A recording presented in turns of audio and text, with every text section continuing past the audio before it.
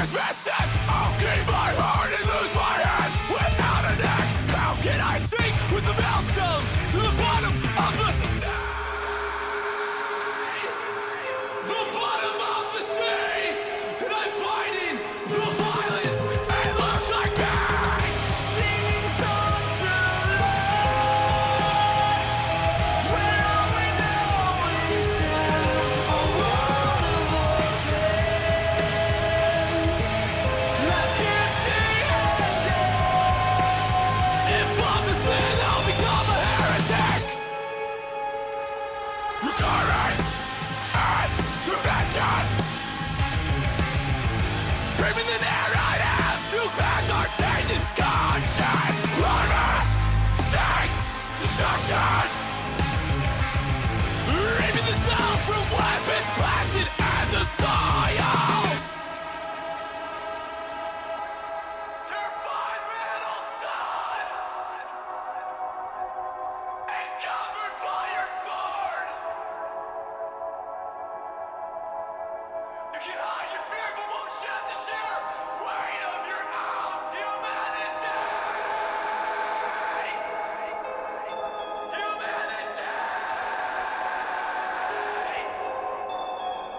You can face me towards the mountains, where I meet our mother's gaze. Too blinded by this hatred to recognize your brother's face. Singing songs of love, when all we know is death, a world of orphans, left empty-handed. I'll collapse and burning from my weary shoulders. Seeds of life spilling from my bones. Subverting love will take hold in this hateful soil. My blood is the water. Inshallah, shalom.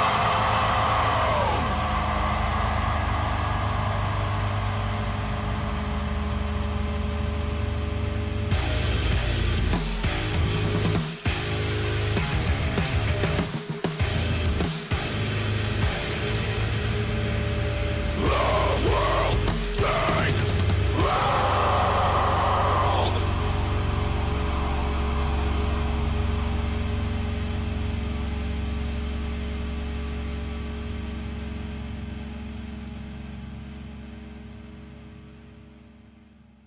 All right, everyone, we are back, and I am here with Garrett Russell from the band Silent Planet. So, Garrett, I guess the first thing to start off with is how are you doing today? I'm doing great, man. Just, home from tour for a little bit. I'm just getting ready for the next one. Yeah, you just finished with Warped Tour, right? Yeah, we did, yeah.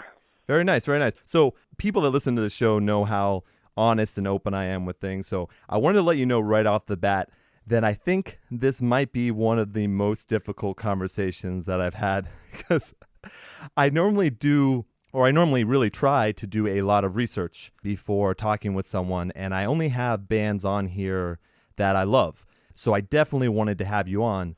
And when I started really, going deep down and trying to find things, I realized that you have done a ton of press because you are very, very good to your fans. So there are tons of interviews and conversations with you out there. And I was really trying to figure out things that I could ask you that other people haven't. But I'm going to apologize if there are any cliche questions right off the bat, okay? Oh, man. Well, thanks for everything you just said, by the way.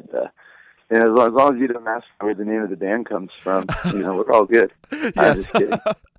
I have all that down. See, I always wonder with that kind of stuff because for some of the bands that I've had on, they are definitely hugely popular, and a lot of people, they've done, interviews in the past and they've talked to people, but normally there'll be something new coming out, so that's normally what they're focused on. With you, it seems like people have just asked every single question imaginable.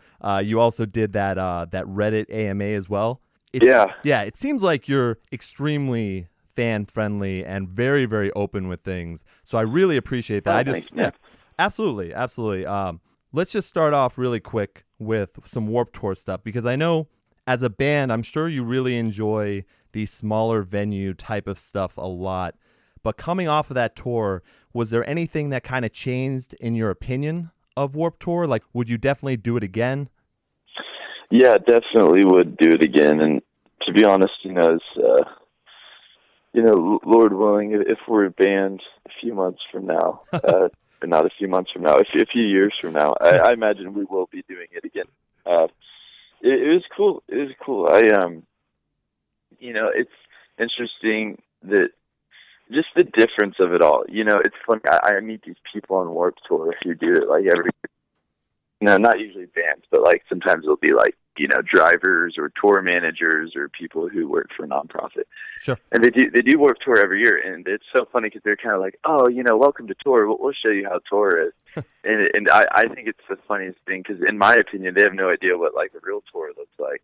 Sure. That's not to say that Warped Tour is not a real tour, because Warped Tour is the nicest tour I've ever been a part of. But really? When I think of tour, I think of sleeping in your van and calling Chick-fil-A trying to get free food, or dumping diving into a dumpster, or staying at like someone's apartment floor and their cat is climbing on you and peeing on you. And that's what I think of when I think of tour. And Sure. It's so funny because honestly, dude, Warped Tour is just a nice tour that dude, you're eating like 5-star food, with meals planned out by a chef, and nice. And just all the water and coffee and everything you could ever want is provided, and the sound system's incredible, and the stage staff is professional, and it's all just really pretty incredible how well it's run.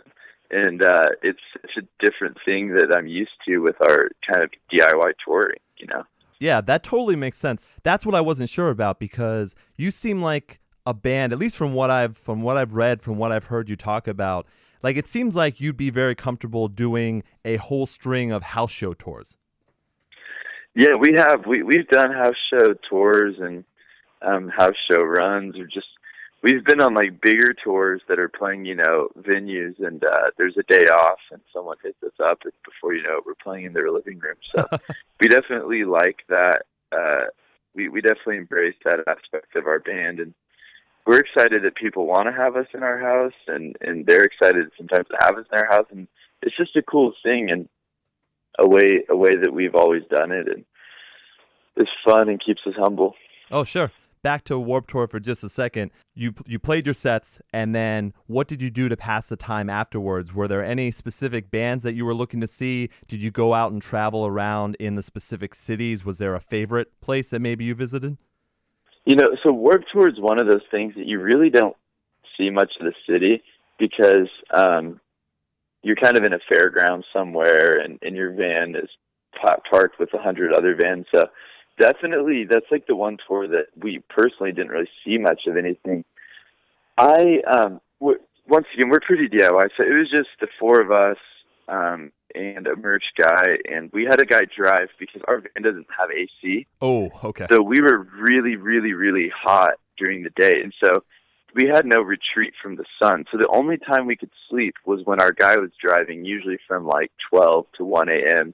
till 7 or 8 a.m. Sure. So we'd get our 6 hours of sleep while we were moving, and then we would wake up and we'd load our gear, and I'd spend the rest of the day usually at the merch table, or trying to grabbing food or talking to people. So I would say without a doubt that it was the busiest I'd ever been, because it really felt like we were working 16-hour days. Oh, wow. Okay. Because we don't have a crew. You know what I mean? For us, it was. We stayed very, very busy, and when we weren't busy, I was just at the merch table, trying to hang out and talk to people. Oh, very nice. Being so fan-friendly as you are, were there any awesome people that came up and talked to you? Did you find yourself getting into any of those conversations that last 30 minutes to an hour? For sure. I had a lot of very long conversations. We would have people come out to shows, and sometimes they'd be hanging out so late after Warped Tour was done that I would, walk over to their car with them and just kind of be hanging out, and just trying to be available to talk, because for one, I don't see our listeners as fans. I honestly just see them as friends of ours, and oh, very nice. And people that I can grow with, and that I can get to know them and they can get to know me. And that's what's cool is this. It's built into this genre, and it's a shame that a lot of bands have forgotten that, Right. and sometimes think they're somehow like above their listeners. And I mean, it's weird. It's weird that there's bands in this genre that don't even write their own music, because it's just like, I thought that this genre was just kind of all about like being real with people and showing them like, hey, this is where I'm at. This is what I'm thinking about. This is what social issues or personal things that piss me off. And Right. just I always was so attracted to the realness of it. And my favorite band before I ever started this band was a band called Plea for Purging, because I feel like they did that to the max. Interesting. See, that right there was one of the scariest things that I think I can hear, and I think that also the listeners of the show will hear, is to know that there are some bands that don't actually write their own music. I also heard you talk about Isn't that weird? Yeah, I can't believe it. Like, I thought that's what separated this genre from, and not to to put down pop music, but it's a well-known fact that a lot of pop music is written by, certain producers, certain writers. They write for multiple different people.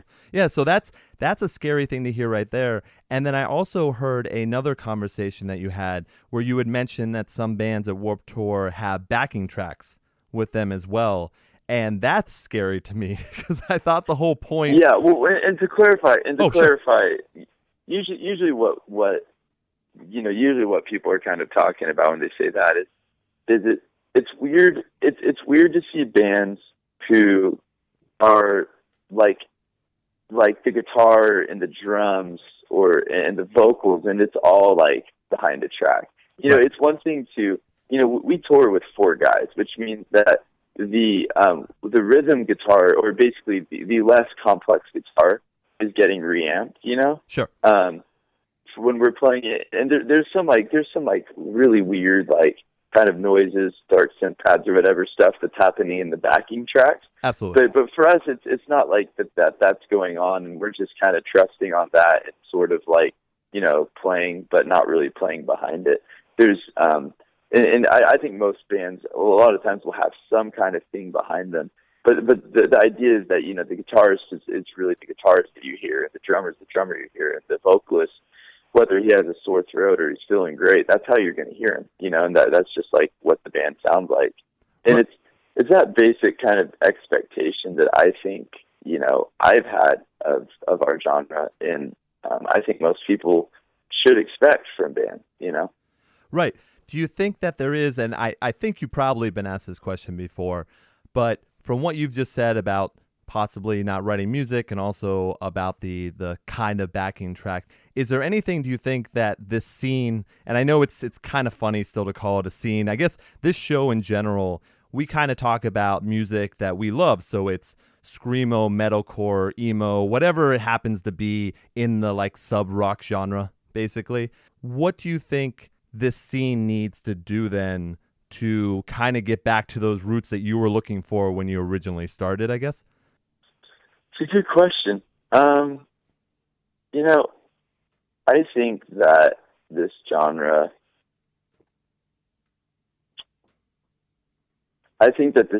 needs needs to be I guess the responsibilities on so many different levels that I would feel I'd feel amiss if I said one thing.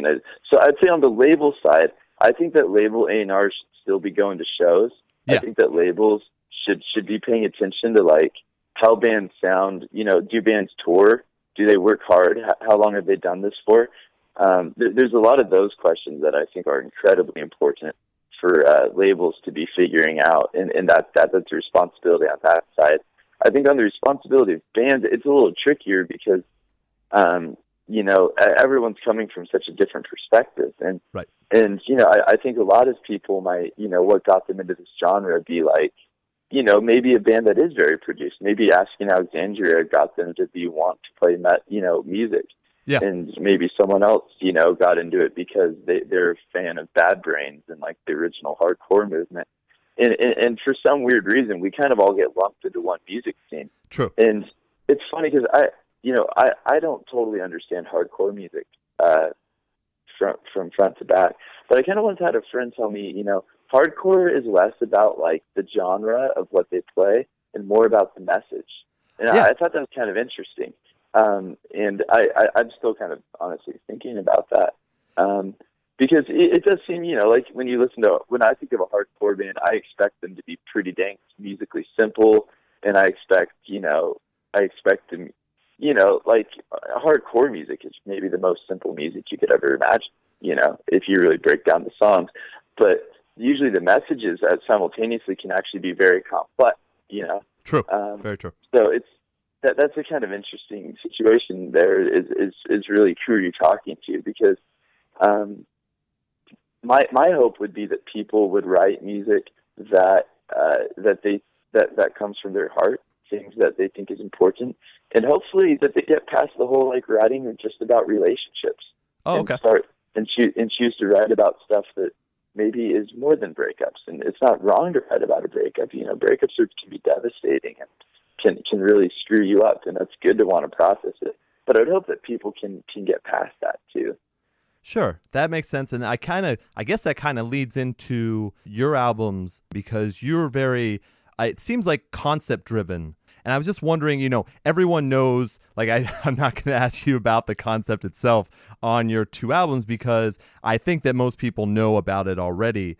And believe me, I'm a huge fan of what you've been doing. So I guess my question absolutely. My question though is, what made you kind of want to form your ideas and what your message is to go into that concept realm? Because that is such it's an extra level that you have to think about when you're making this music, right?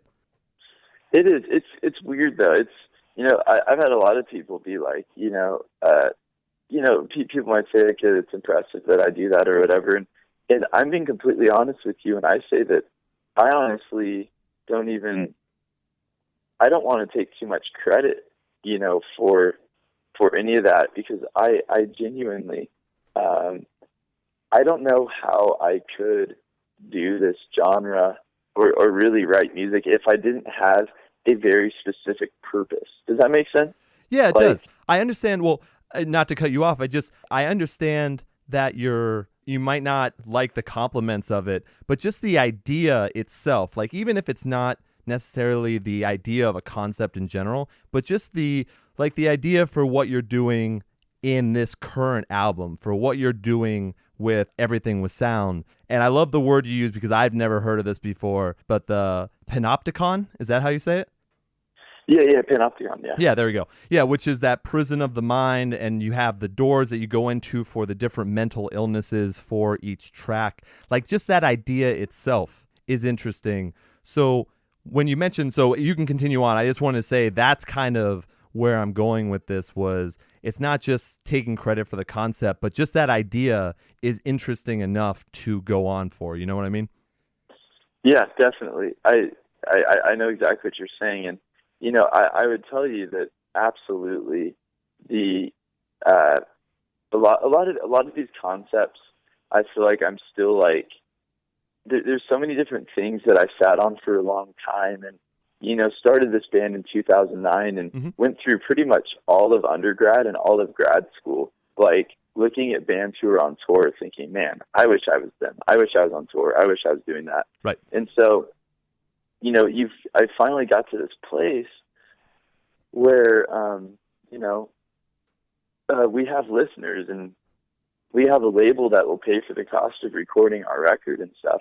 And so now it's like, wow, I finally get to kind of pull these ideas out of my pocket that have been sitting there for so long.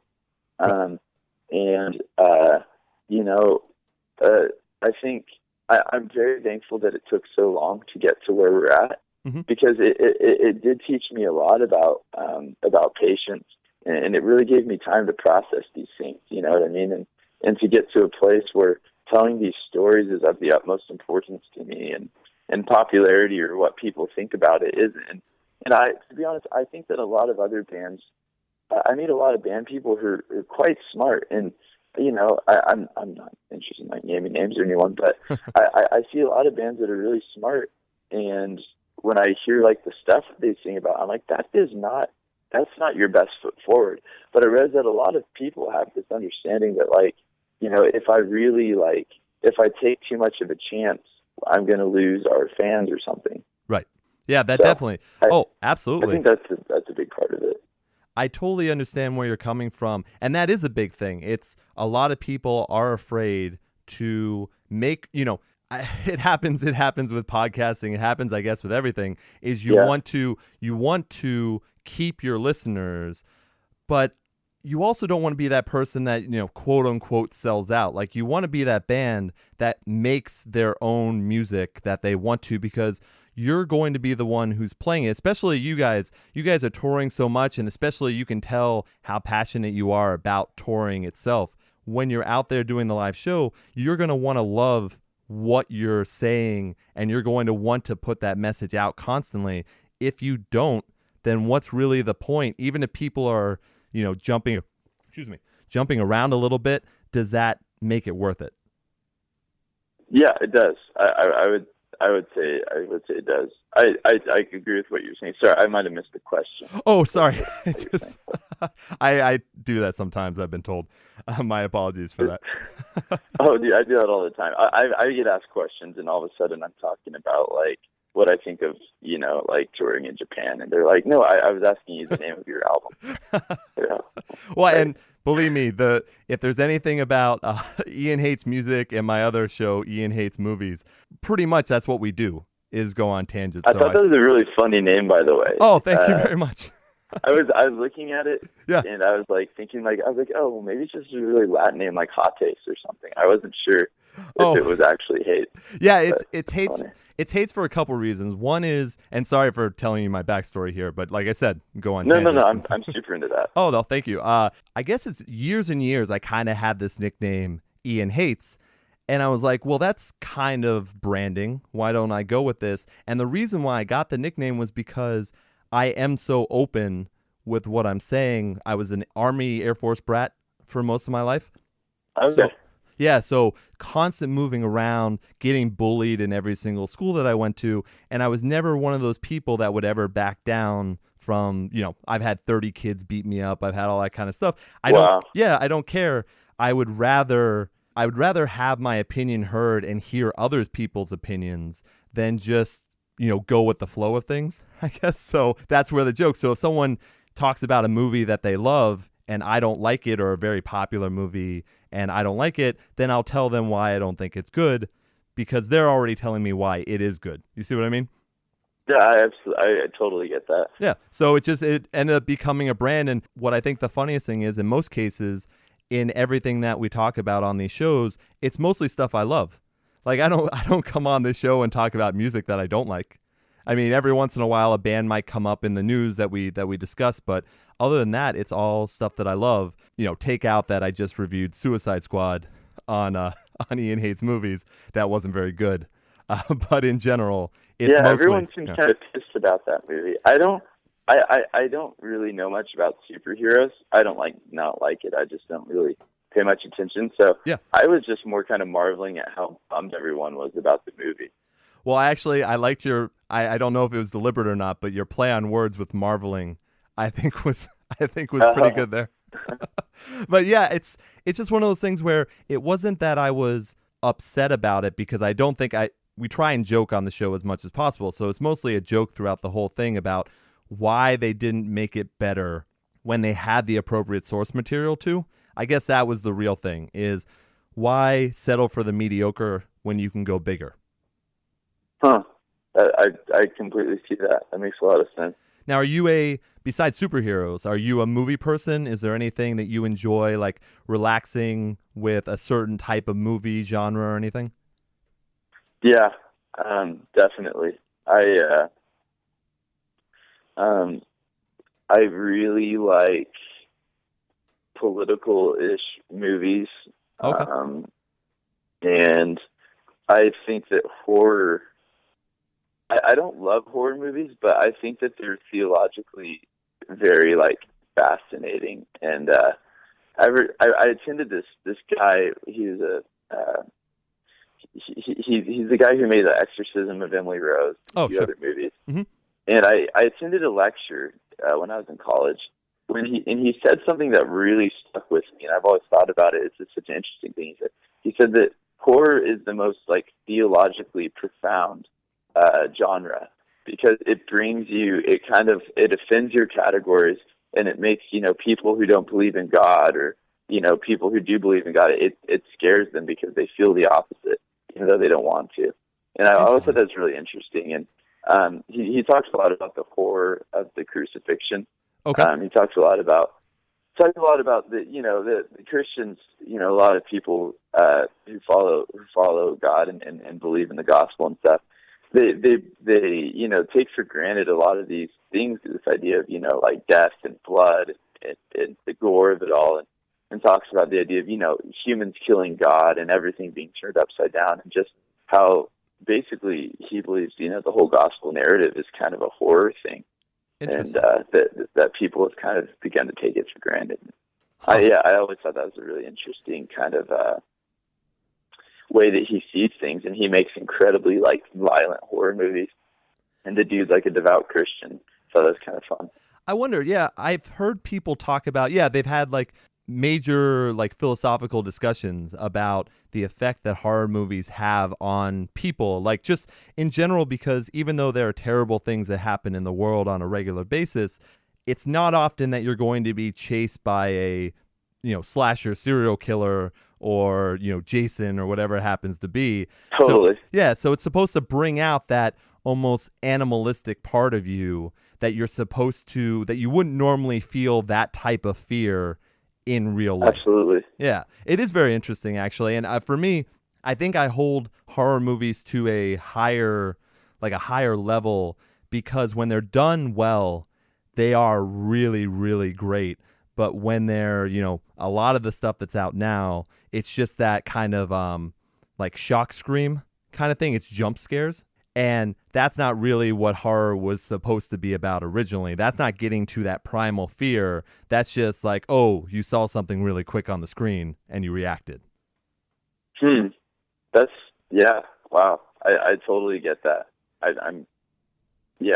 think that a lot of people have, it's like more of a cheap thrill thing. You know what I mean? And I think part of that's obviously the burden would be on the makers of horror movies to actually, be able to achieve something that you can't just say like, oh, that was scary, and then like go on with your life. But I mean, in general, I think that's kind of the age-old, semi-pretentious art question of how are we gonna make something that people can't just put away, but they're like stuck thinking about it. Yeah, something that sticks with you the way like The Shining still sticks with people to this very day. Yeah.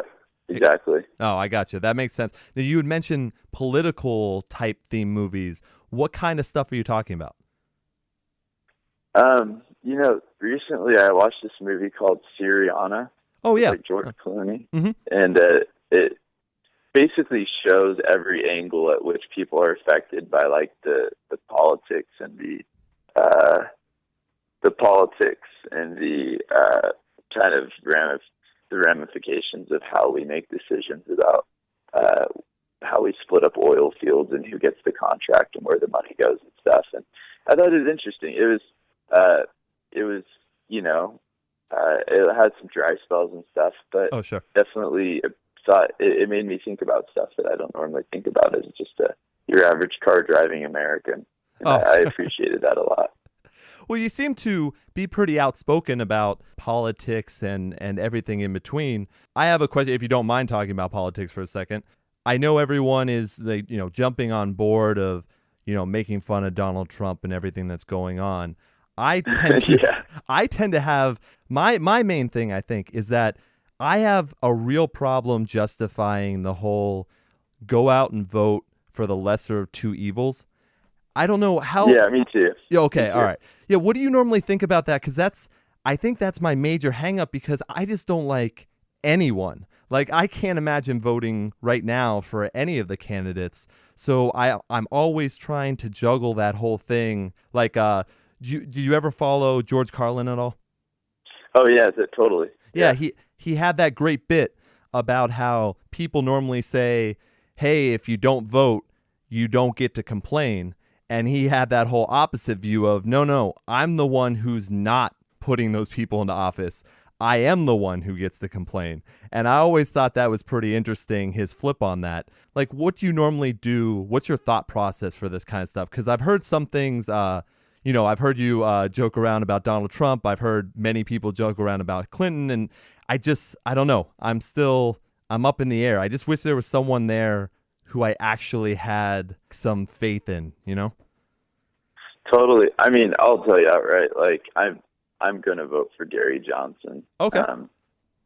When the election rolls around. I'm not someone who, like, I think a lot of people I meet who are like hardcore libertarians are like, they exist in like an intellectual vacuum where like, like things will work out and, poor people will be taken care of by people that are rich, and the rich are just going to get super rich and take care of them. I don't totally agree. I'm not like some Ayn Rand person at all. Actually, I think that she's pretty horrible. Sure. But I do personally, I do believe that both candidates are. I mean, on one hand, you have a candidate who's just so corrupt and is the definition of a puppet. I mean, yeah. I don't think there's ever been more of an obvious puppet. I mean, George Bush was a puppet. Yeah, well, sure. You just a complete puppet and someone who's, the way I kind of was explaining to someone how I see it is this. I think that Hillary Clinton is someone who she's aware of the truth. Like, she's been in politics long enough that she's pretty good at lying to people. Oh, absolutely. And she knows the truth is out there and she wants to keep it as far away from her as possible. Right. I would say that Donald Trump is someone who at some point seems so delusional that he doesn't even know if the truth exists. Right. Because like you show him a clip of him saying something that I didn't say that. Well, here's a clip of you saying that. No, not me. Right. It's just like, what? How are you doing that? Right. It's so funny. And, he's created this like cult around him where people really believe that, he's just talking. Like, he's just saying things. Like, he's up on the podium, and I don't blame him because that'd probably be me too. Like, I'd be up on that podium and I'd be like, well, kind of got through the teleprompter here. Yeah, what if maybe China's the people who did this, Right. Or maybe we should blame Russia. It just starts kind of like saying random things, and it's clearly bizarre because, I mean, there's no need to like dress up, to dress it up to something it's not. The dude has no clue what he's saying. He's just talking. I don't fully agree with a lot of the stuff Barack Obama says, but I do agree with Barack Obama when he was kind of like, you want someone who who has absolutely no experience whatsoever. Isn't that kind of weird? Like, yeah. Don't you kind of want him to sort of know what he's talking about a little bit?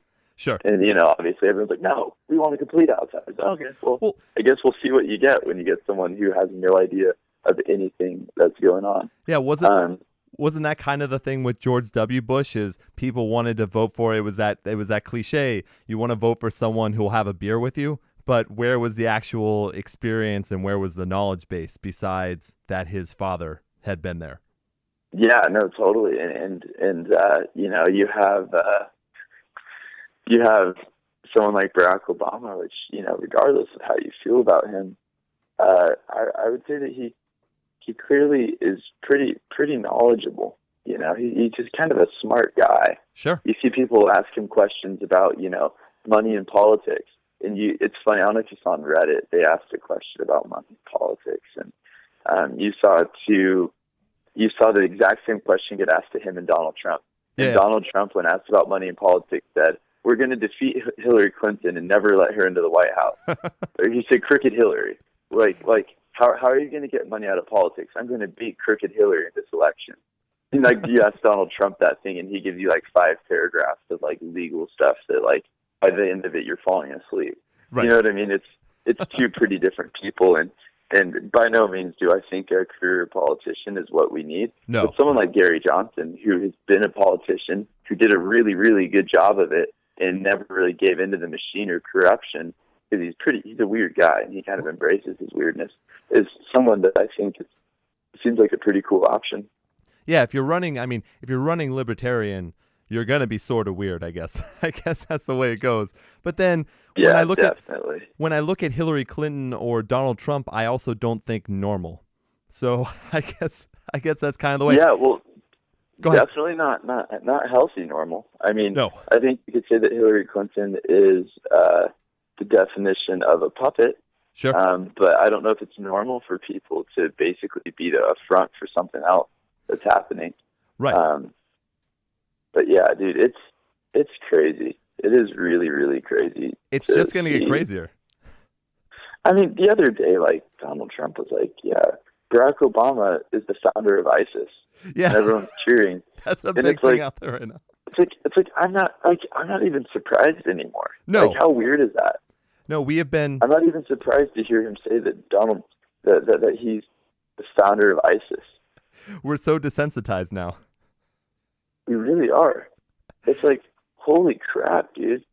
That's like, really? Well, what's funny is I used to think that Donald Trump knew what he was doing and was kind of placating to people and being like, oh, so I'm like, he doesn't really believe that. He's just saying that because that's what the people want to hear, and then he's going to go on from there. But then, yeah, when you hear something like that, you start to wonder, has he been in control of any of this? Well, you see, I think a lot of people thought that he knew what he was doing in, like, the primaries and stuff.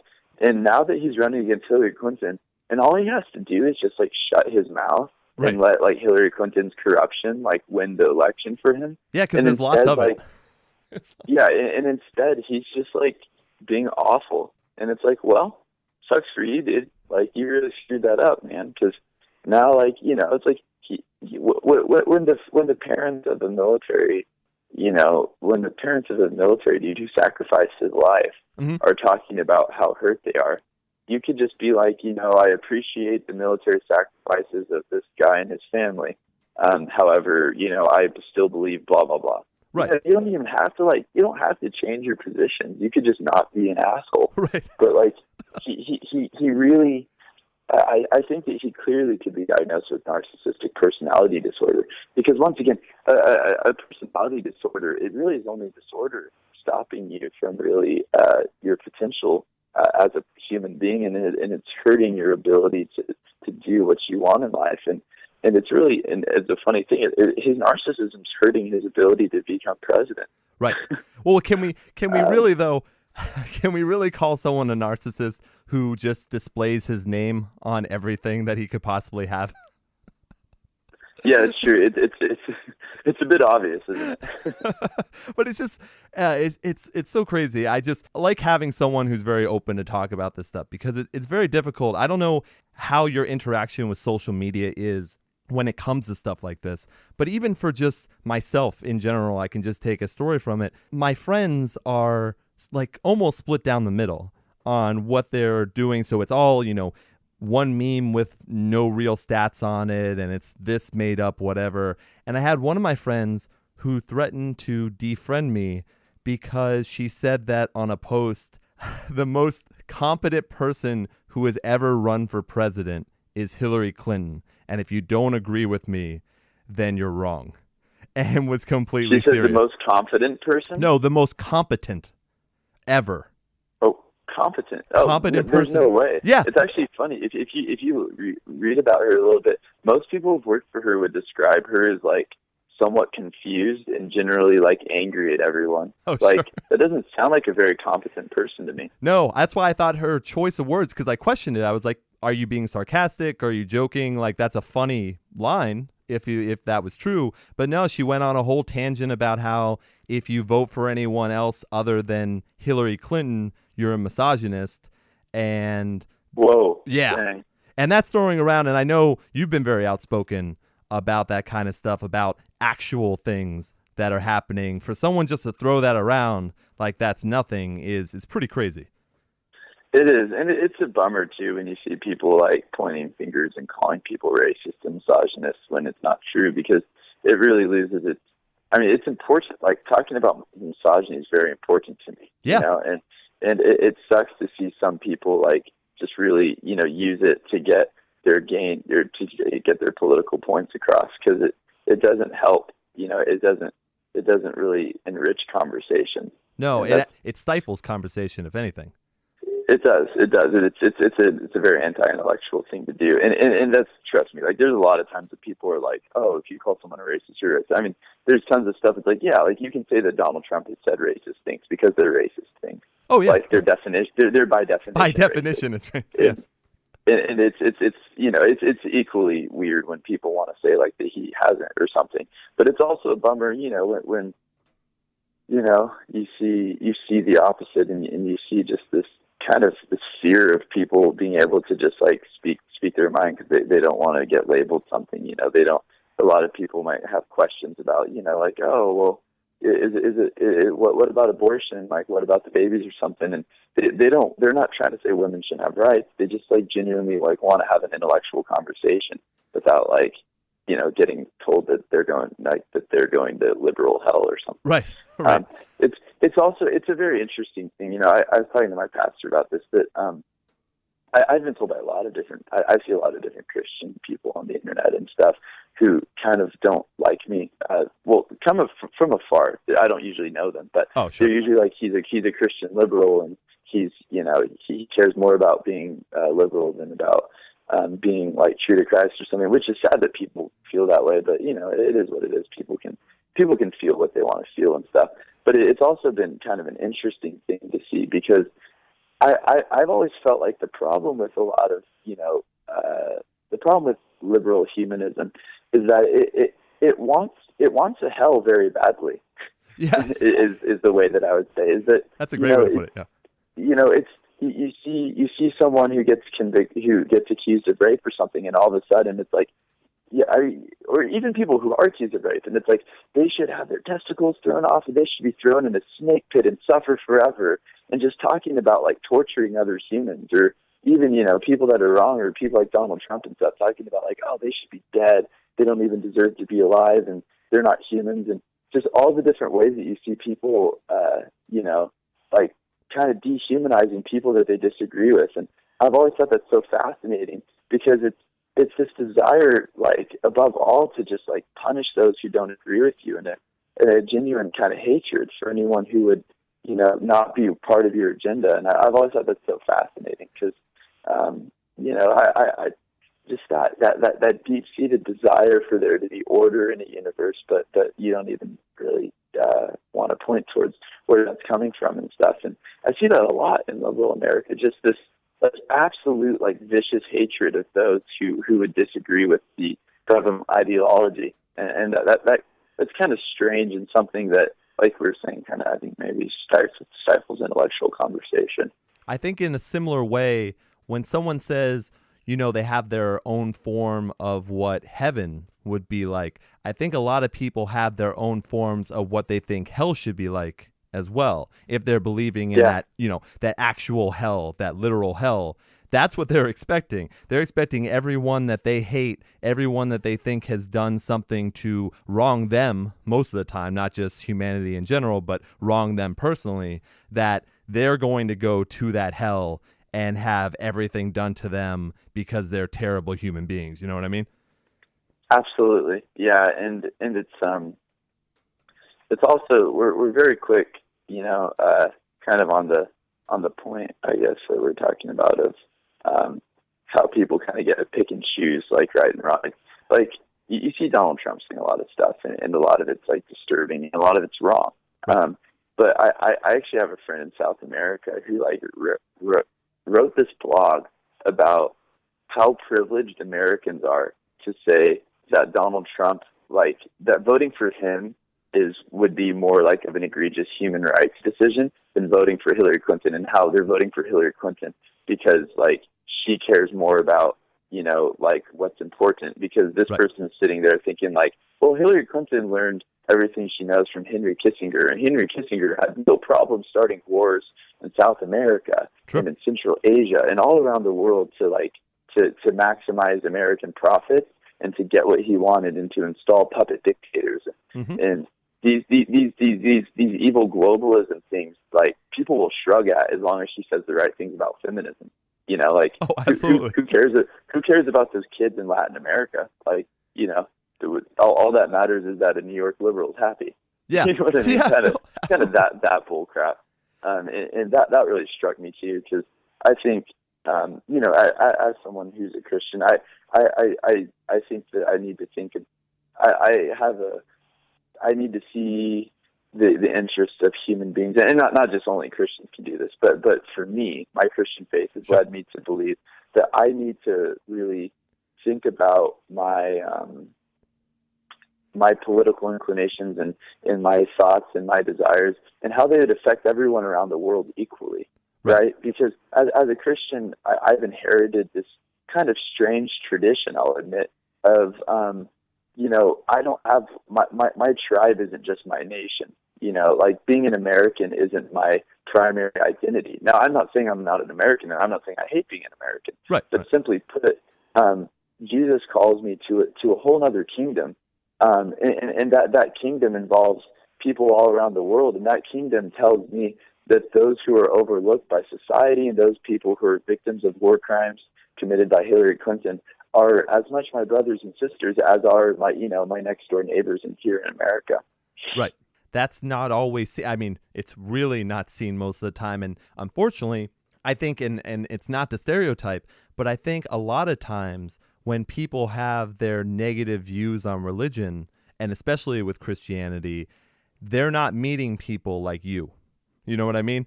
They're meeting the people that are damning them. Politicians have done a fantastic job of essentially, and governments have done this for a long time, but really marrying the cross and the crown, so to speak. You know what I mean? Creating a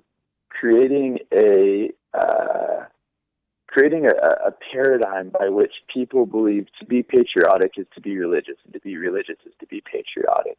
And it's weird because the same people who are like, everything you need to know about life is here in the Bible, are a lot of the people who I meet who will, openly endorse these views of being a good Christian is to be a good American. But if you really read the Bible, there's some politically very subversive things going on. You know what I mean? There's Jesus saying, that I'm the Son of God and that I'm going to bring a new kingdom. That wasn't something that people thought was like, oh, what a nice fairy tale. Like, okay, now go back and be a good citizen. People read that and really read that, I'm here to change everything that you know about Caesar and about the crown. And there's a reason why the Romans sanctioned the murder of Jesus, Yeah, it wasn't just, I mean, there's a lot of backstory that goes along with that for sure. But yeah, that's very true. A lot of the times you'll say that liberals aren't religious and that conservatives are super religious. And that's kind of the way people like to go about it. But then also, there hasn't been anyone who's been elected to the office who hasn't been Christian, I believe. Yeah, well, and but to be honest, I mean, this is how I see it. I think that politics are such a game of just, being two-faced. But a lot of people like to brand themselves as, yeah, I'm a Christian, because they know it's going to get the votes. But it's like, I'm not interested in saying who gets to be a Christian and who doesn't. Right. But you can clearly like look at the lives of a lot of politicians and be like, how did your faith in Jesus lead you to make that decision? And overwhelmingly, it has very little to do with their devotion to God or their faith in Jesus that leads them to these things. It's money, it's political gain, it's power, it's sex, it's whatever. But and it's pretty funny to watch these two candidates act like they have some religious ties. It's kind of a joke. It's like you have one guy who pretty much is telling you to do the opposite of what Jesus talks about. And you have someone else who, is just okay with lying. Yes, and is kind of stolen through her entire life. So, right, saying whatever possible to get to the White House, which is the ultimate goal.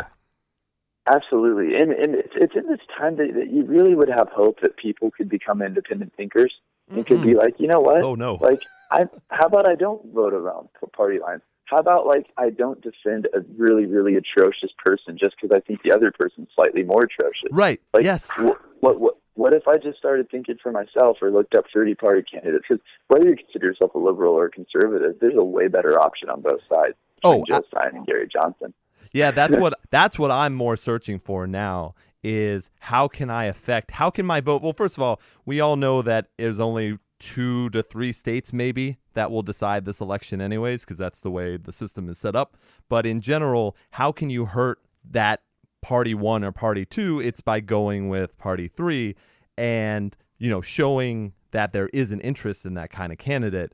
I just love, were you ever a Simpsons fan? Oh, what? A Simpsons fan? Yeah. Oh, yeah, absolutely. Actually, yesterday, for the first time, I watched that episode where Family Guy and Simpsons have a co-episode. Oh, the crossover? Yeah. Watching that. Yeah, I was watching that as I was filling out merch forms and shipping merch because we still do things pretty DIY. Yeah, I saw some of your posts. Yeah, you had a crazy place in Australia or something you were sending one to? Yeah, it was like it was Wooloomooloo, Wooloomooloo, I think. That is like spelled out just how you would expect it to be spelled out. Yeah, like WOOLOO and then continuing on. Yeah, the lady at the post office laughed too when I went there, and I was like, "Oh, you silly Australian." My last podcast I actually had the opportunity to do was also with a cool Australian dude. Oh, very nice. What But show anyway, was that? sorry, what were you saying about the Simpsons? Oh, sorry. We can go back. Well, they have that great episode where Kang and Kodos come down. It was that Treehouse of Horror where they take over Bill Clinton's body and Bush's body, and then at the end they get that big reveal. And some people are sending around the memes now because it's relevant. They both end up being the aliens, and everyone's saying, "Well, I'll just vote for a third party candidate." That one, it's so perfect, and it's still to this day makes me laugh. Yeah, I saw our booking agent, Matt Anderson, awesome dude. Yeah, he's done a lot for us. He had shared that on Instagram, and then later that night he came out to our come home show that we had a couple weeks ago, and our homecoming show that we had in Orange County. Oh, nice. And we were talking about politics. I was like, "Oh yeah, what do you think?" And he was like, "Oh, well, that Instagram post." And I was like, "Oh yeah, that's right." Pretty much sums it up. And I think South Park did that too really well with the giant, with the douche turd sandwich into something turd. Yeah, turd sandwich. Yeah. The turd sandwich. Yep. It's funny because I know that they were making fun of another election, but man, that other election pales in comparison to this one. Yeah, and I don't think I'm just saying that because I voted in 2 elections. This will be my 3rd election that I'm voting in. And so I don't feel like I'm just, an 18-year-old kid who's just mad about things. I mean, this really is like the worst 2 options the American public's ever been given. Yeah, and I guess that's the thing is, how does that happen? And look, we're never going to solve this on this podcast, but it's just that's the kind of thing I think about is. I'll tell you what. I'll just say it unabashedly, and this isn't to make fun of any particular Democrat or any particular Republican, but the way I see it, the Republican Party has been prone to fits of stupidity like I've never seen. Just incredibly dumb monologues from Congress people about homosexuality and how it won't work at the end of the world, and just weird, bizarre, hateful things. And the Democratic Party has been taken over by so much corruption. And so and both sides are right. And it's unfortunate that, if I point and I say, look at how corrupt the Democratic Party is, people think I'm voting for Donald Trump. Right. Or if you look at Donald Trump and you're like, look how stupid that man. Look at how genuinely dumb that is for him to talk about torturing the families of terrorists. We won't have any allies around the rest of the world. Right. That's going to be really bad for everyone. And you want to point at these things, but automatically people think you're taking sides, when in reality, you're just trying to talk about what you see ahead of you, There doesn't seem to be that dialogue or that conversation anymore. There's no context to anything. And I think that's what I was getting into a little while back before with some people was there doesn't seem to be any context. And I think it's not the way to go. It's just not the way to go. And I'll get back to music, but there was something I wanted to bring up with unfortunately with the misogyny thing that got thrown around as well. Yeah, Have you been paying attention to the Olympics? No, I can't say I have really at all. I'm a pretty big basketball fan, so Oh, okay. I watched the highlights of the Australia game and just love how mean those Australians play. Man, it's great. Yeah. It's so good. I love it. It makes our like Olympians have to like be humans for a second, get their butts kicked a little bit. I think it's hilarious. Oh, yeah, absolutely. Yeah. America can't dominate everything. No, they can't. Well, and the Australians are kind of like, you're probably going to beat us, but you're also going to be hurting the next day after Right. you beat us. And I think that's great. Yeah, no, I'm with you. I think people need a challenge. Like, I don't want to have Totally. everyone just run over people. Like, the Olympics should Exactly. be the best of the best, and everyone's pushed to their limit kind of thing. They should, and it's like I'm not rooting against America, but No. I do like to watch. I like to watch LeBron James have to play, or not LeBron, but watch Kevin Durant have to play against someone who's going to like really take advantage of the fact that he's a skinny dude and push him around. Oh, sure. Yeah. And then that really, you're going to see Kevin Durant shine in those moments. You know what I mean? So, anyways, I watched the basketball a little bit, but I don't know if I know what you might be referring to. What I was just gonna point out was it's been all over recently. The new thing to be upset about was that apparently the commentators, and I personally, I haven't been able to watch much Olympics, so I'm just reading the news stories and everything. But apparently the commentators have been making a lot of comments where they bring up that so-and-so recently had a kid and how well she's doing, even though she just recently had a kid, and saying, I guess one gymnast, actually one of the guys when she was on, I think the uneven bars or something, when she was doing her swings, that she might have gotten higher than the men. And there are now all these reports about how NBC commentators are being extremely sexist and misogynist. I was wondering what your take on that was. Sorry, so people feel like they're being misogynist because just kind of they're talking about their motherhood and yeah. What's the thing about getting higher than the men? Was that just because they're insinuating that that's surprising? Yeah, that kind of talk. And well, I mean, I think I could be wrong. I think scientifically, men can typically run faster and jump higher than women. Right. That doesn't mean anything about the value of them as a human. That's obviously. And that's what I was commenting on as well. It seemed strange to me because I pointed out to someone it was a Chicago paper, but a Chicago paper said their headline was "Wife of Chicago football player won gold." So instead of promoting her name, they went with the man. Oh yeah, that definitely. I mean, if that was the main headline, that does seem sexist. It would be. That seems pretty sexist to me. It would be relevant, of course, to say that by the way, she's a wife of a whoever. Sure. Just like it would be for a husband. But that definitely does seem pretty sexist. That's weird. That kind of surprises me. I don't want you to just be commenting on something that you haven't been able to do your research on. It's all over now. It seems to be just a new thing for people to be upset about, but it just seemed to me that when misogyny and sexism can be so extremely detrimental to a lot of faculties for a lot of people, that what commentators say on the Olympics is now considered that strong. You know what I mean? Yeah, that's interesting. I'm always glad that people will be reading things with a critical eye and thinking like, how do I feel about that? How does that represent me? But it's once again, I think that like with regards to feminism, for instance, Mm-hmm. there's kind of like internet feminism where people like get outraged about things that don't affect them. Right. And then there's I would say real world feminism, like talking about how, women in these countries can't vote and talking about female genital mutilation. Right. And issues that by no means would I say that certain issues make it so that other issues can't get talked about. You absolutely can talk about misogyny in the Olympics and fight, certain things. But it's important, I think, to really look at the privilege that we have. Sure. Where we live, and to kind of keep in mind, the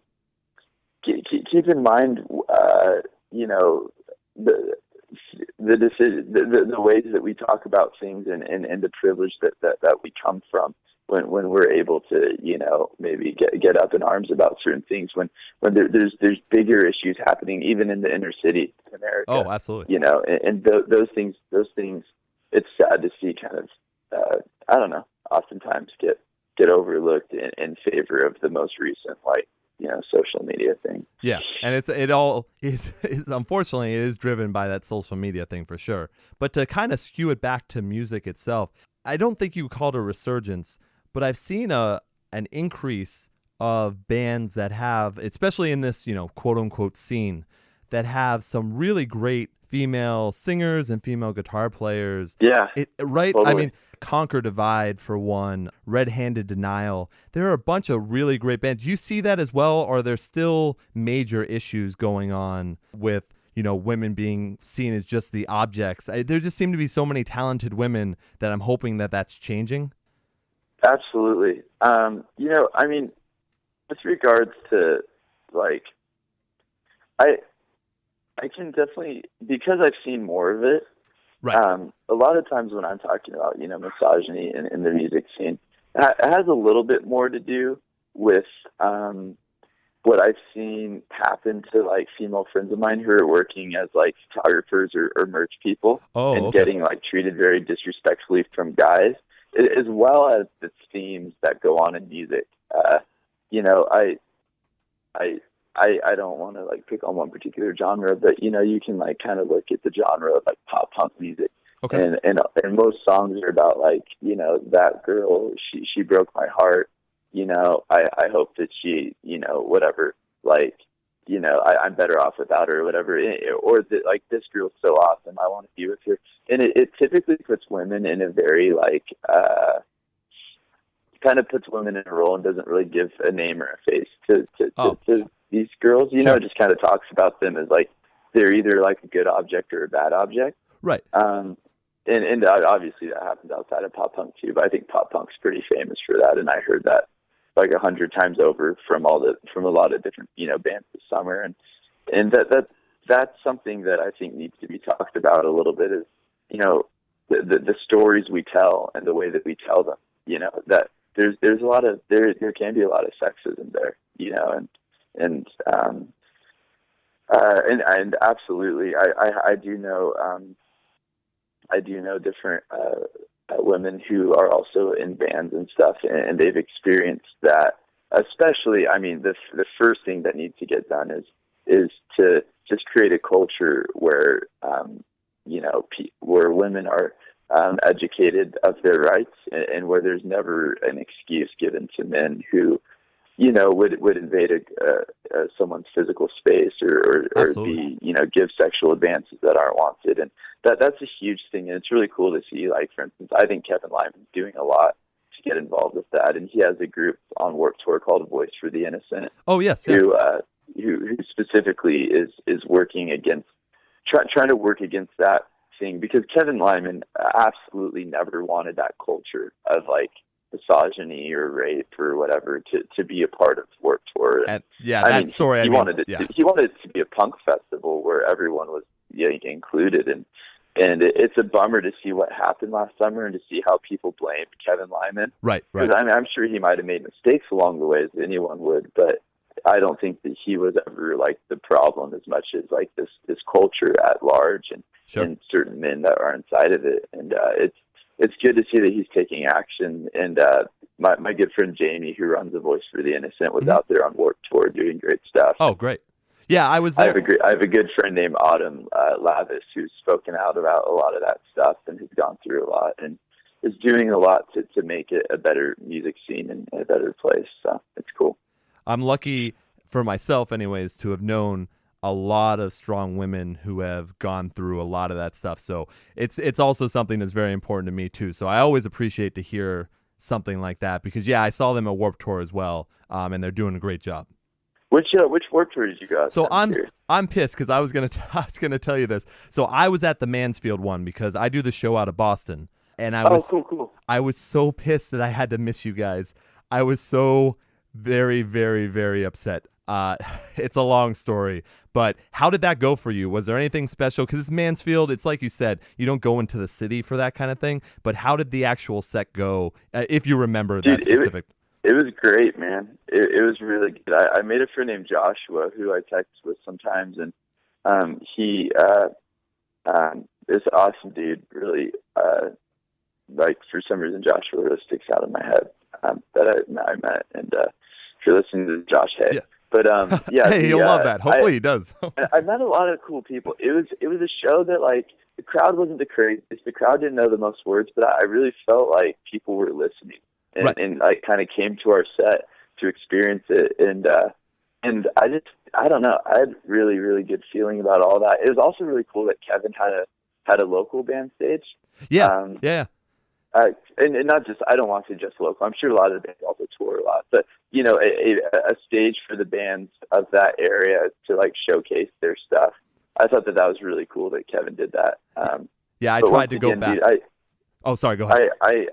I could, you know, and I'm not just doing this to like impress someone because I know Kevin will never hear this. Obviously, he's a very busy guy, he's a huge fan of my show. Really? No.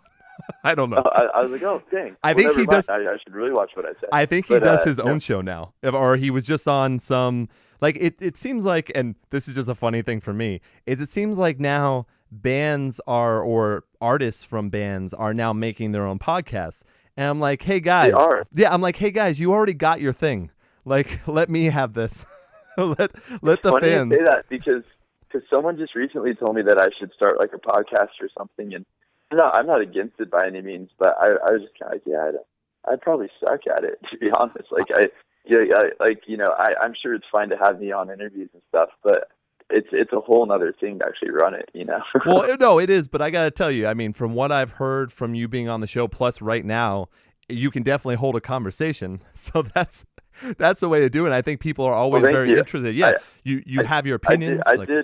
I did hop on Shane from Silverstein's podcast. I had to listen to it. Yeah, that guy is good. Like, he is someone who, man, I can't even explain it, but he's like you, just like really pulls you into conversation, and before you know it, you're talking about all sorts of stuff, and it feels like you're sitting right next to him. Oh, thank you very much, man. I listened to that show because I mean, obviously I'm a huge Silverstein fan, have been for a really long time, but he's got that extra little thing about how, and what I like about his show is he is a vocalist. Like, it's Shane from Silverstein, so of course he's going to be able to get all this inside information and really get down to it, because like if you wanted to talk about Warped Tour, he's like one of the kings of Warped Tour. Yeah, seriously. So it's just it was easy. Funny. I don't know if you heard my podcast with him. I did. But he was like, oh, you're gonna have fun on Warped Tour. You know, are you taking like a bus or a bandwagon? And I was like, oh, we're taking our van that doesn't have AC. And he's like, never mind, you're going to have a terrible time on Warped Tour. Yeah, he's seen it all. Funny. Yeah. No, it was funny because like Shane, he's had his show for a while, and I get to listen to some of them. I don't see, this is why I mentioned at the beginning of the show that you're a different case for me, because I normally won't listen to anything else because I don't want to steal anyone's ideas. But for you specifically, I did not want to repeat a lot of questions because you are so good at having a conversation that I didn't want to have to get the short answers or the non-interest in it. So I did listen to a few different podcasts that you were in, and you have done a great job. And Shane, he's just got that extra insight that for me being in failed bands, I'm never going to have that type of insight. Yeah, it's interesting. Yeah, there is something that definitely comes with his, you know, knowledge of, you know, getting to where he got as a band, and clearly, I mean, I didn't really know him before it, but just from talking to him, like, you can tell that he was there for every step of the way. You know, he wasn't checked out having someone do stuff for him. You can tell that he was very DIY with it all, which I can respect, because I'm still here shipping out merch orders, you know, 7 years after this band started. And I really, it's cool to see other people in way, way more successful bands than our band who have also really done that hard work, you know. Your hard work is paying off. And I know you know this, and I know a lot of people have said things like this to you, but this new album, I mean, it's going to, and it's not like there was anything wrong with the last album. Like, you know that, obviously. But this album is going, or has already put you on the map, and it's not out of nowhere, but it is definitely, like, people are talking about best album of the year, like, already. Wow. Well, I mean, that's an honor, because there's been some good albums already that have come out. So. Oh, absolutely. But and I know you probably don't like, I mean, I'm sure you don't like getting compliments like that, but it's true. Well, thank you. I mean, it's one of those things that it is an honor, because absolutely, we put everything we have into our records, and not that other bands don't, but it takes us a really long time to like write, because we're constantly kind of grinding away at like, what do we want to do right now, and how's that going to look and stuff. So I appreciate you saying that. Oh, absolutely.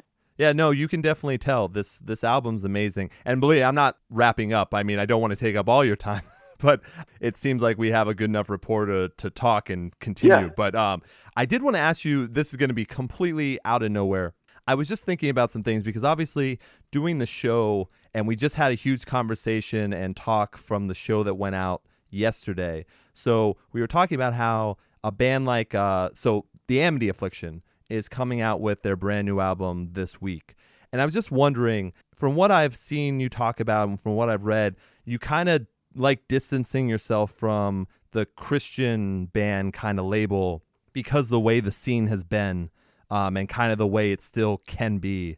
But what do you think about a band who, even though their message can be interpreted as positive, as the Amity Affliction has, but they also can have lyrics that are specifically interpretive as anti-religion? Yeah, I mean, I think, as far as anti-religious goes, it's obviously a very like in vogue thing to sort of blame religion for the problems of this world, Sure. And it doesn't like offend me when I hear that, because I don't consider myself religious. I consider myself, very passionate about Jesus and about the revolution that Jesus started, and very devoted to it. And we even have that shirt that says, heal us of our religion, because I think that religion kind of stops short sometimes of people really knowing who God is. Like the system of belief, like in general? Yes. Okay. Yeah. I do think that it's funny, though, that people blame like religion for the problems of this world, when clearly, like, we live in a pretty post-religious society, and Europe's extremely non-religious, Very non-religious. But you see a lot of problems, because I believe that people will create God, regardless of if it's a God in the sky or a God, in their heart, or maybe it's money. And I think that I see that, and that's kind of what the song Panic Room's about, is that, our God, the God that we have in America is profit. Is money. And it's been that for a long time, and this is the same reason why it's silly for presidents to act like, it's silly for presidents, in my opinion, to act like, they're Christians and they stand for these various things. Because how I see it is that Christians are, that presidents are, they worship money. Oh, sure. They worship profit margins, and soldiers, and the altar on which soldiers get sacrificed and they get sent to wars that don't need to be fought is for the gain of profit. It's not for religion. Right. And it's funny to see people blame religion for everything. It's like, religion has done bad things, but religion has also, started orphanages and hospitals and schools and all this different stuff. And it's like, instead of blaming religion, and instead of like, just trying to offend people, it's like, we could talk about the real problems. Oh. The real reasons why we have social issues, the reasons why we go to war for money, and why people believe things and talk about racism and all these other things. But, a lot of people just kind of want to seem hardcore and seem rebellious, so they just make it all about religion, I think. Sure. It's what we said before. It's no one really wants to have an open conversation, because if you start talking about something, you're going to be labeled whatever ism, whatever ist that people want to put on it. So, yeah, religion can be an easy target from time to time. That's for sure. Yeah, it can be. And by no means, I'm not like offended if people want to talk about, how they see religion as a problem, because I think religion can be the problem. But more often than not, I think it's the vehicle by which like you look at you look at like what Al Qaeda does and stuff. Oh yeah. And like I would say that while they might hide behind religion, Mm-hmm. and they might say that, oh, we're doing this because God wants us to do it, it's clearly just a bunch of men who have political gain in mind and are trying to make something, and so they use Islam as the vehicle by which they can claim legitimacy to what they do. Right. And to think that like religion, to think that Islam is like the problem is very, I think, juvenile and short-sighted, even though you'll see a lot of people do that, both on the liberal side and on the conservative side, say like, oh, well, if it wasn't for religion, we wouldn't have all this violence. And I think that's very foolish. Absolutely. And that seems to overlook like the deeper issues of the geopolitical nature of why terrorism exists and what goes on there, and both how our foreign policy fuels terrorism and how just the evil in those other countries, because I don't think America's completely to blame for terrorism. I think America has tried to stop it, but also has made decisions along the way that haven't helped at all. Such as giving weapons like Henry Kissinger and someone like Hillary Clinton, who's going to repeat those mistakes. Yeah, unfortunately, that's kind of the way. And I think you covered a good part of that message in the song "Orphan" as well. Yeah, Orphan especially. Like there's a lyric there that's books were burned away and only swords remained.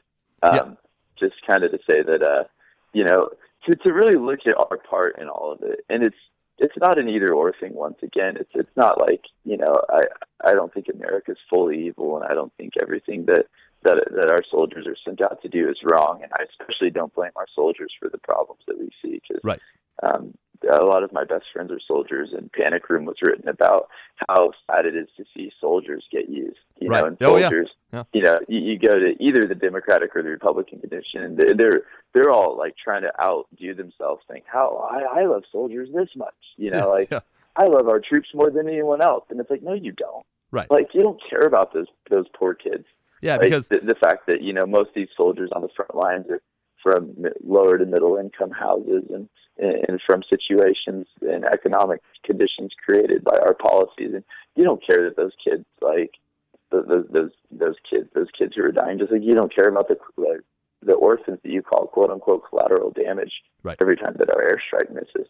And then what's that homeless rate of vets that come back afterwards? Because unbelievable, right? Unbelievable. I mean, if you're a lot of the person who's outside your car window, yelling and running back and forth and swinging, trying to tackle apparitions that don't even exist and are only in their head. Right. So many of those people suffered. I just 2 days ago was talking to a dude in the park next to my house in Azusa.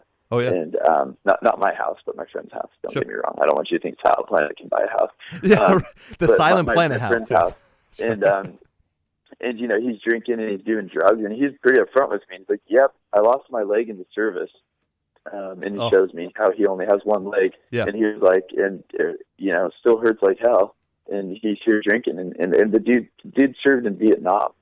Oh, and it's just like, it's crazy. It's like these people, we make them out to be, we praise them. It's your finest hour, and everything you've done for this country, and you're a hero and stuff, and then we let them fall apart when they come back home. Right.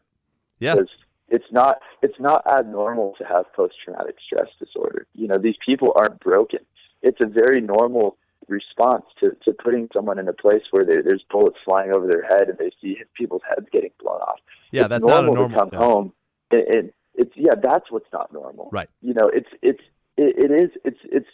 It's like on a psychological level, it's a healthy response to be afraid for your life when you hear loud explosions, because you're just adapting to your surroundings. Yeah. You know what I mean? It's probably scarier to be desensitized by that and just to go with the flow. It scares me when I see videos, because there are those videos of veterans that are like, "Oh, I love killing Iraqis. I wish I could kill 10 more today." Right. It's like, that's not healthy.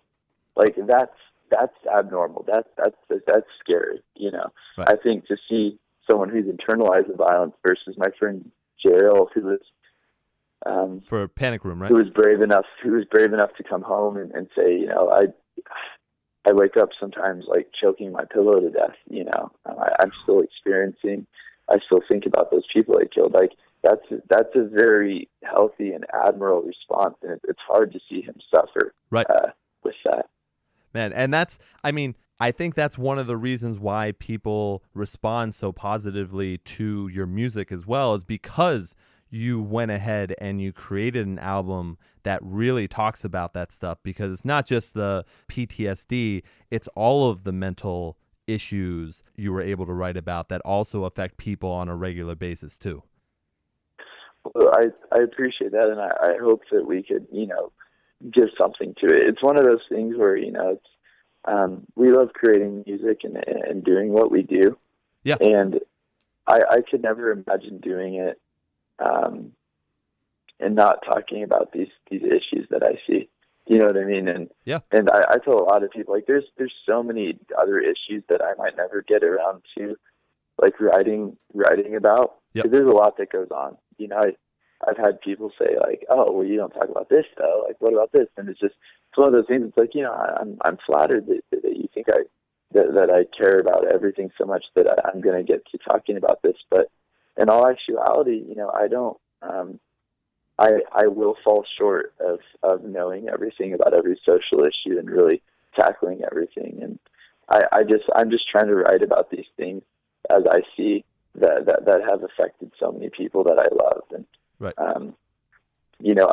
I never really thought I'd write a song about PTSD, but I never knew that I'd meet Jerry at that show in Nashville and stuff. And right. That's the cool thing, is I do believe that God brings these people into my life. And I do believe in, I guess you could say, the somewhat mystical belief that God talks to me and God shows me things and reveals things to me about this world that I never, that I never knew would come to pass. And for me, it's never been a matter of, do I talk about social issues, or do I talk about social issues, or do I just talk about my faith in God? Because to me, they're so intertwined. Sure.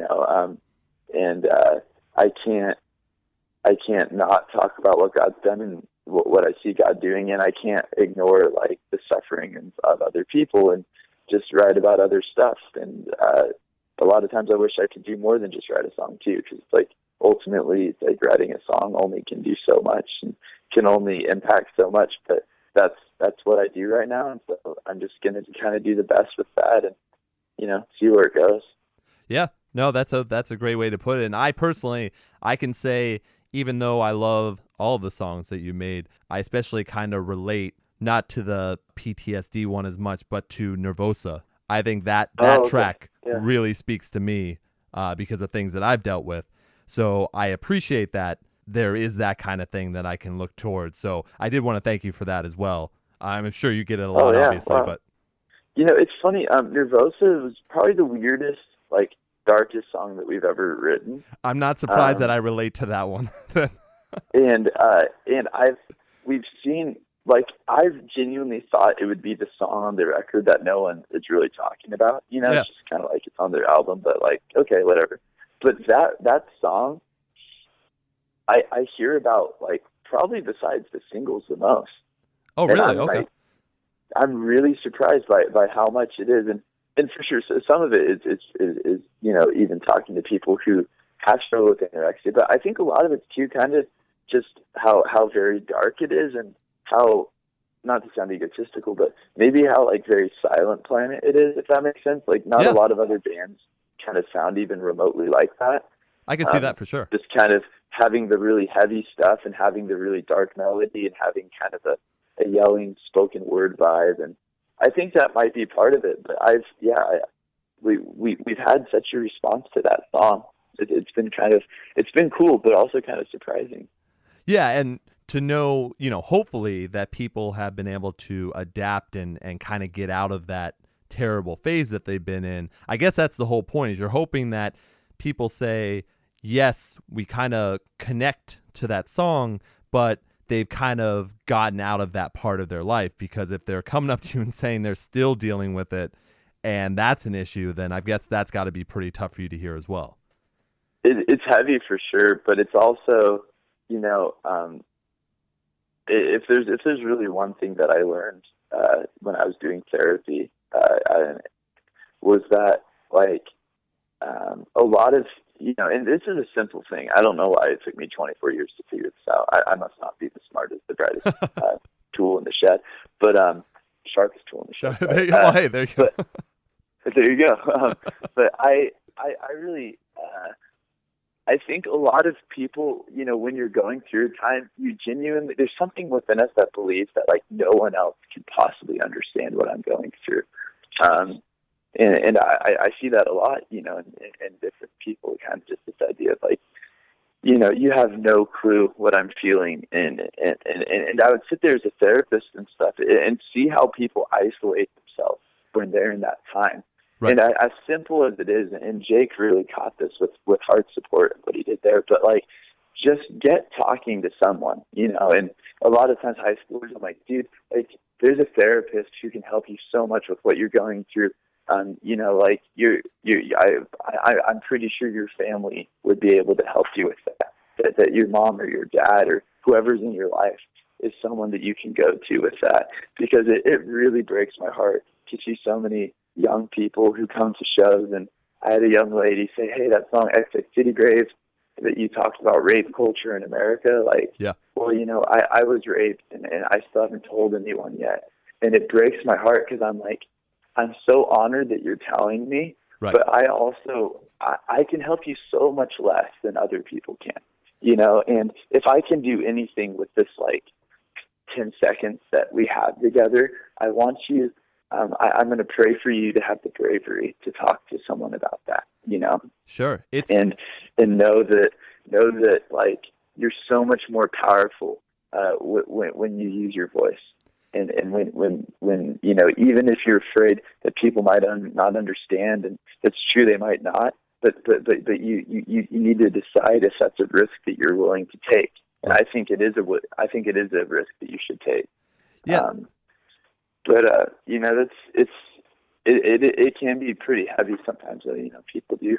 People are often right in the thick of going through things and wanting to be there. And absolutely, I'd love to talk to you and pray with you about that stuff and give you practical advice.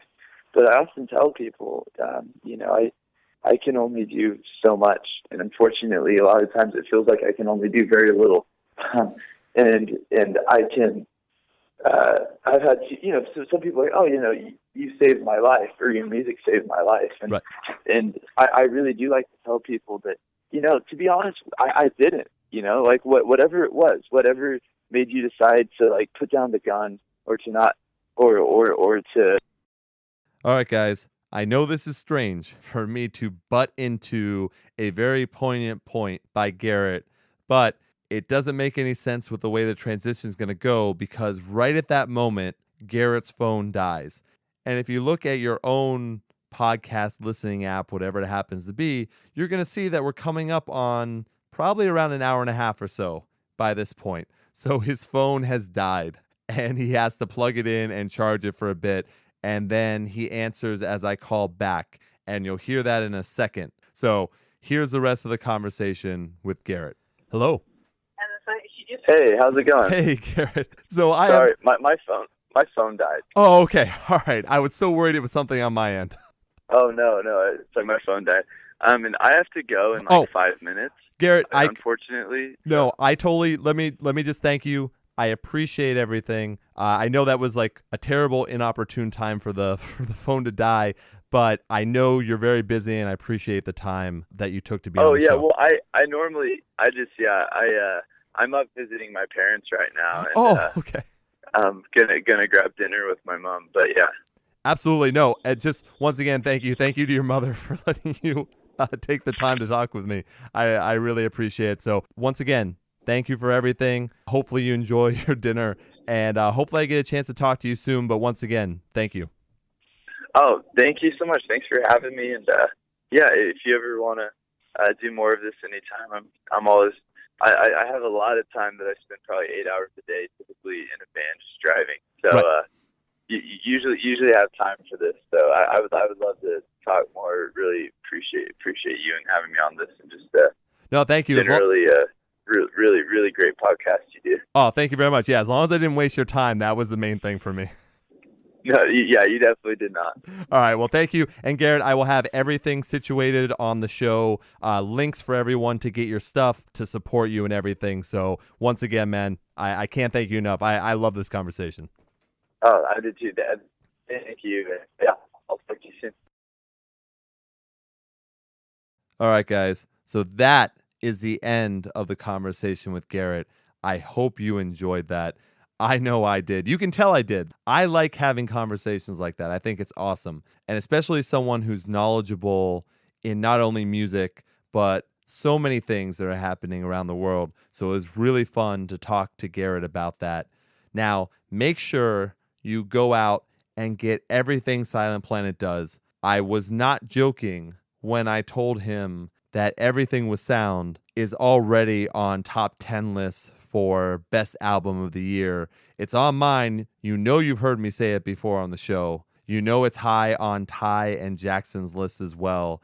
It is an amazing, amazing album. So make sure you pick that up. Also, we did briefly speak on it as well, but also check out The Night God Slept. Make sure to go see them on tour as well. Interact, obviously. Garrett is great at interacting with everyone. Make sure to support Silent Planet, facebook.com/silentplanetmusic.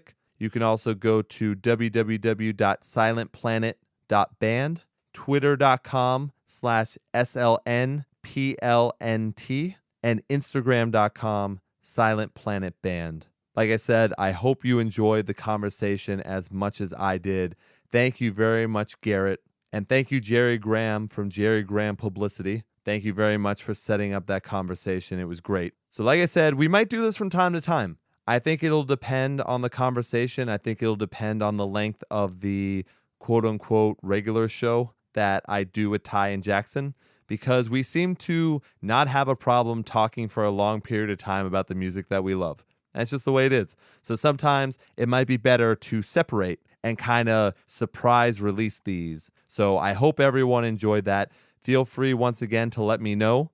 You can interact with me on Twitter at Ian Hates Podcast, on Instagram, Ian Hates Podcast. You can email me, ianhates@gmail.com.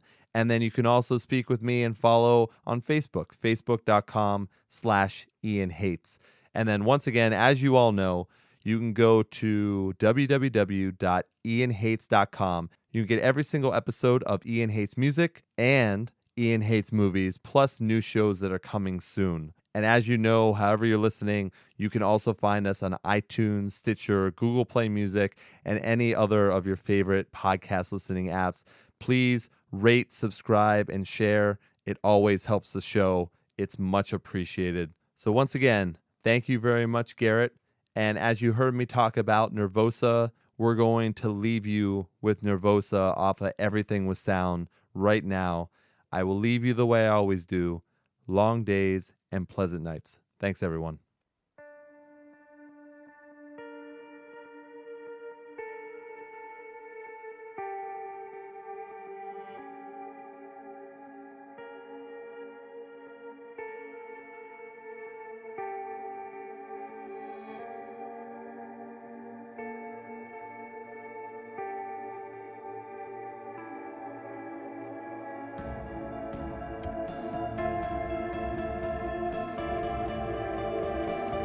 Look straight through me.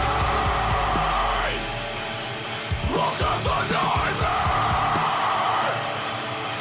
Our past is but a dream that we're trying to escape, trying to invade, to erase ourselves. Look through me and see the advent of our obsessions. Beyond our child perfection. Crowds like crows, we furiously flock to tragedy. Observe the hearth and hasten back to our peaceful quietness of blasphemy.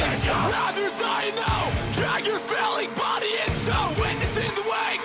Conflagrate the ready oil at the stake. The culmination of what our lost outpoured. We heard in all the world to find we lost any semblance of ourselves.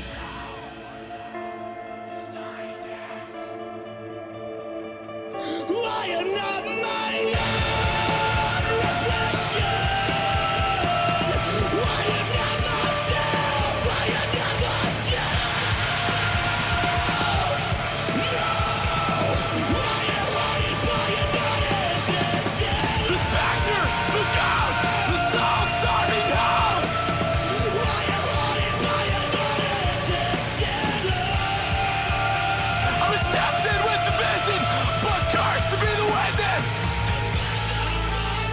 Rebuild and match the walls and work to trace the beams. Push the fit across the floor so you can step right over me. Scouring this filthy slate, these crooked bones, they won't break straight. Cracks and splintered like our house, abandoned by that first summer's glow. So then you can snap me into the shape you need. God's enough to slide through that wedding.